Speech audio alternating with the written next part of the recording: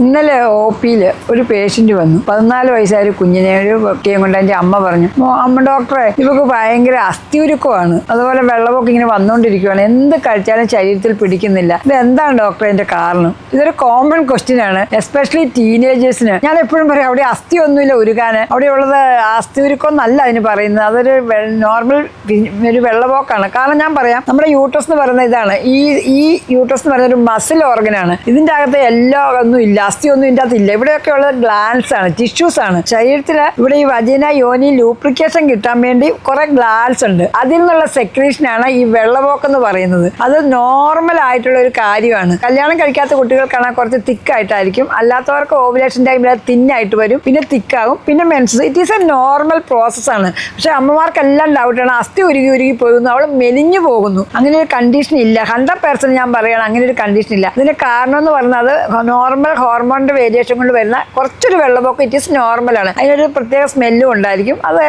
ഓരോ മെൻസസിന്റെ ഇതിലും മാറി മാറി വരും. പക്ഷെ ചില കണ്ടീഷൻ നമ്മൾ പ്രത്യേകം ശ്രദ്ധിക്കണം. കാരണം ചില കുട്ടികൾക്ക് അവിടെ ചൊറിച്ചിലുണ്ടാകാം, മണത്തോടു കൂടെയുള്ള ഡിസ്ചാർജ് വരാം, കളർ ചേഞ്ചസ് വരാം. അത് എന്തെങ്കിലും ഒരു ഇൻഫെക്ഷൻ കൊണ്ടായിരിക്കും. കോമൺ ആയിട്ട് കാണുന്നതാണ് ഫംഗൽ ഇൻഫെക്ഷൻ എന്ന് പറയുന്നത്. എന്നിട്ട് തൈര് പോലെയുള്ള ഡിസ്ചാർജ് വരും, അല്ലെങ്കിൽ നല്ല ചൊറിച്ചിൽ വരും, ഇറിറ്റേഷൻ വരും, ഒട്ടും ഒരു സുഖമില്ലായിരിക്കും ആ ഏരിയയിൽ. പിന്നെയുള്ളതാണ് ബാക്ടീരിയൽ വജിനോസിസ് എന്ന് പറയും. കാരണം അവിടെ എന്തെങ്കിലും അണുക്കൾ കയറി കഴിഞ്ഞാൽ ഇൻഫെക്ഷൻ അടിക്കും. അവിടെ എല്ലൊന്നും അല്ലത്, അത് ടിഷ്യൂസ് ആണ്.